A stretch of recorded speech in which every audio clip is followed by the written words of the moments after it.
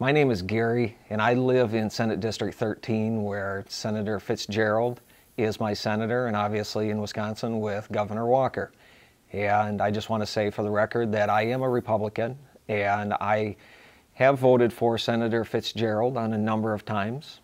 And today I'd just like to share with everyone that what I see happening in the state of Wisconsin, where I was born and raised, is not what I ever expected to see on many levels, and it's something that just really does not sit well with me at all. And I'm not sure where we're headed. I'm not sure if we'll ever find normalcy again, but I do know that when June 5th comes, if Governor Walker continues to be in office, I believe that we will not find that sense of normalcy that I want for my children. And I feel like I'm not entitled to anything. No one owes me anything. But I will say that for me, I feel that I have done my civic duty and I continue to do it. And one of the ways that I've done it is through my participation in the military. A lot of people have done that. I'm not the only one. But I've been in the military. I've served in Iraq, not once, but twice. And in doing that, one of the things that I'm really proud of is the things that I was able to do while in the combat zone to actually promote democracy and promote freedom. We actually worked very hard to try to get more kids back into schools. We actually went through a process of trying to improve schools physically, trying to get teachers in schools. We even went through the process of trying to get just basic services up and running again, not only for the people of Iraq, but for us as soldiers. Things like garbage collection, sewage treatment, electricity, things like that that we take for granted in this country. And there's so many more things I could talk about that we did that didn't get covered in a lot of the war coverage that we tried to do. I feel very proud, I feel very honored on what I was able to do as a soldier over there. I've been to other countries as well. But I find it really ironic, I find it disgusting actually, that I was able to go overseas and so many of us put ourselves in harm's way and did these things to promote democracy and try and give them a sampling of what it is that we have here. But yet under Governor Walker, those civil liberties, they're going away. If you talk just about being a soldier, and being a veteran. I know this is supposed to be the year of the vet under Governor Walker, and that sounds great. But when you break it down and you pull the smoke and mirrors away, I cannot believe some of the things that are happening. Freedom Salute, for example. That organization, when they had all that money that was coming in from people wanting to have it help veterans in need, it was doing well when it was under the auspice of the Vets Group. So then Scott Walker, when he was county exec, he decided to take a wheel that wasn't broken and appoint Tim Russell to it. Well, I couldn't have told you who Tim Russell was before, but I certainly know who he is now. After he embezzled the money, did those trips to Hawaii, did all those things with stolen money, and not just stolen money, money that was supposed to go towards veterans. I'm sorry, but that does not sit well with me, that Governor Walker was part of that. Then he turned around and pulls Kevin Kavanaugh into the picture, and it just gets worse. You can't tell me that Governor Walker didn't know what was going on there, and he let it continue. You know, then you go on to some of the speaking events that Scott Walker, again, before he was governor, he did some things down in Milwaukee County with speaking events for vets. And did you notice who he had come up for his speakers? Charlie Sykes. And then Scott Walker himself. You know, and I'm not opposed to that. But what I am opposed to is, why is it that when you had some board members for some of these vet groups that were veterans themselves, they were denied the opportunity to come up and be part of the speaking format? Well, they were allowed to be off to the side, but they didn't get to actually speak. Why is that? Was it really about the vets? and their families, or was it about Scott Walker and his political future? The other thing I look at is the vet homes that we have in the state of Wisconsin. That one, it gets even worse for me, because now you have veterans that actually passed away, gifted their money, their remaining funds, back to the home.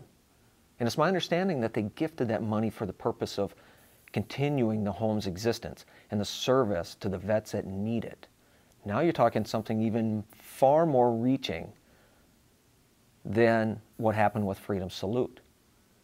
But now if you look at Governor Walker, not County Executive Walker, but Governor Walker, who's telling us all these wonderful things he's doing during this Year of the Vet, he is actually changing it so that those funds can be put into the general fund for the vets, and then they can use it in other places. Now, people can say what they want to say, that, well, it's still going towards the vets. Well, number one, it was left by vets for the home. That's a fund raid. And number two, how do we know, with all the other fund raids that have happened, that it'll even stay there for the military, much less the vets? We could go on and on about that, but I don't see how Governor Walker can even justify that. He's never served in the military. He's never been to combat. He's never done any of these things to be able to relate to a vet, and I can put all of that aside. But when you start taking from the services of those that have given, especially those that need it, I don't know how you would live with yourself with that. I don't get it. I listed a lot of things here. And even though I've heard them before, when I hear people talk about it on the radio, I get upset. It just really hits me, seriously, hits me right in the pit of my stomach that I was fortunate on both of my deployments that I never got hurt. Mine, very minor, so minor that you might as well call them scratches, so to speak. But that wasn't the case for a lot of people that I saw and came in contact with. And some of those guys are from Wisconsin. Some of those guys aren't here today, and women. And when I see him literally either A, taking the money away or allowing it to be taken away, I don't know how to explain that.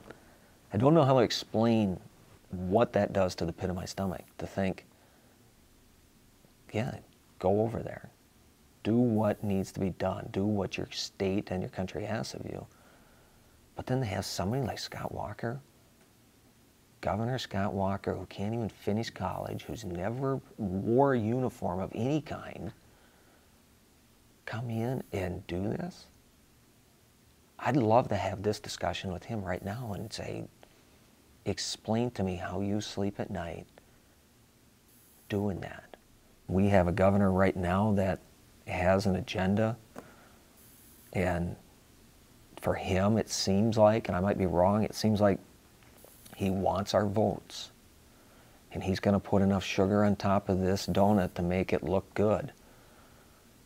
But when you start pulling all that sugar off and look at it, he's doing some really unacceptable things.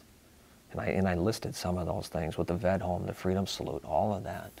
And it's not right. And for people to continue to support him, do they support him knowing that he does some of these things? Because if they do, I may have even had a bigger loss. But I don't think that's the case. I think that there are people that really don't fully understand some of the things that he's doing down to that detail. I feel very blessed that I don't currently have to utilize some of the services that I listed off, the vet's home and things like that. I feel blessed. But I'm going to tell you, both times when I left to go away, when you hug your family, you look at your kids, like my first time, my oldest daughter, only one I had at that time, 9 weeks old, she didn't know. But I looked at my wife and I'm like, I don't know if I'll see you again. And I don't know if I'll see her again. Then the second time I went, now I have a second daughter. And both of them are old enough to understand. You know, they didn't understand everything, but they understood there was a harm's way factor. And I had to hug them both and reassure them that I'd see them again. And they looked at me. They knew I was lying to them. They knew that I couldn't back up that promise. That wasn't a pinky swear promise that I can offer. Or I couldn't back it up. And they knew it. And yet, we as a family, we made it through. We did it. And I know a lot of families that do that. And I feel very blessed that I don't have to use some of these services. But for those guys that do, to have Governor Walker take that away and to be messing with it, it's not, where's the preacher's son in that? You know, when I look at some of the guys that I ran across that got shot up or hurt and things like that, they're going to need a lot of extra support back here. And these benefits and these different services, it's going to be the minimum of what they'll need. And yet he's taken away from it. And I don't get that.